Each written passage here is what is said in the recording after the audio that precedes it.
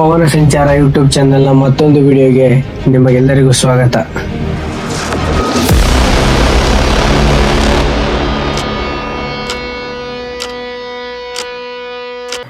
ಇತ್ತೀಚೆಗೆ ನಾವು ಕೊಡಗು ಜಿಲ್ಲೆಗೆ ಪ್ರವಾಸಕ್ಕೆ ಅಂತ ಹೋಗಿದ್ವಿ.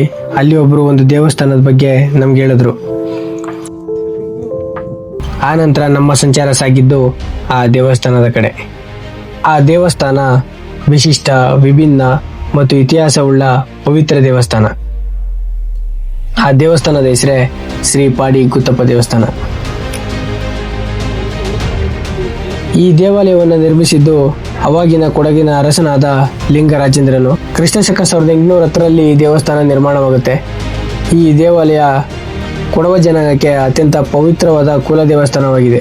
ಮತ್ತೆ ಇಲ್ಲಿ ಮುಖ್ಯ ದೇವರು ಅಂತ ಶ್ರೀ ಸುಬ್ರಹ್ಮಣ್ಯ ಅಂದ್ರೆ ಇಗ್ಗುತ್ತಪ್ಪ ದೇವರನ್ನ ಪೂಜೆ ಮಾಡ್ತಾರೆ. ಮತ್ತೆ ಇಲ್ಲಿ ಲಿಂಗರೂಪ ಈಶ್ವರ ಕೂಡ ಕಂಡು ಬರುತ್ತೆ. ಈ ದೇವಸ್ಥಾನದ ಸುತ್ತಮುತ್ತ ಪ್ರಕೃತಿ ಬಗ್ಗೆ ಹೇಳೋದಾದ್ರೆ ಸುತ್ತಲೂ ಹಸುರಿನ ಬೆಟ್ಟ ಗುಡ್ಡಗಳೇ ಕಾಣಸಿಗುತ್ತೆ ಮತ್ತು ತಂಪಾದ ವಾತಾವರಣ. ಅವಾಗವಾಗ ಸಣ್ಣ ಹನಿಗಳಲ್ಲಿ ಬರುವ ತುಂತುರು ಮಳೆ.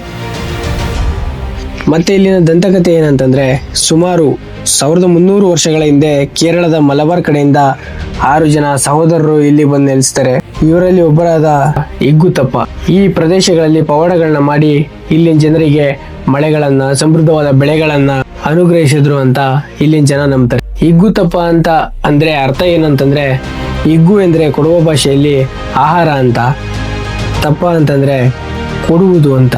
ಹೀಗಾಗಿ ಆಹಾರ ಕೊಡುವ ದೇವರಾಗಿ ಇಗ್ಗುತ್ತಪ್ಪ ಇಲ್ಲಿ ನೆಲೆಸಿದ್ದಾರೆ ಅಂತ ಇಲ್ಲಿನ ಜನ ನಂಬ್ತಾರೆ.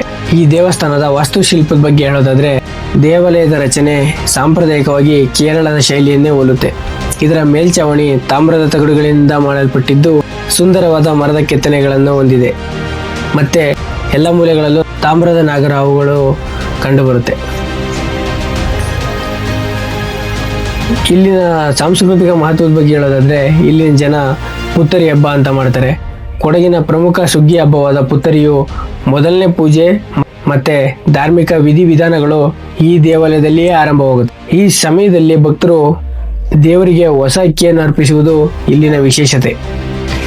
ಇದರ ಇತಿಹಾಸ ಪೂರ್ತಿ ವಿಡಿಯೋ ಬೇಕಂತಂದ್ರೆ ಫುಲ್ ವಿಡಿಯೋ ಅಂತ ಕಮೆಂಟ್ ಮಾಡಿ. ಹಾಗೆಯೇ ನಮ್ಮ ಚಾನೆಲ್ನ ಫಾಲೋ ಮಾಡ್ಕೊಳ್ಳೋದನ್ನ ಮರಿಬೇಡಿ.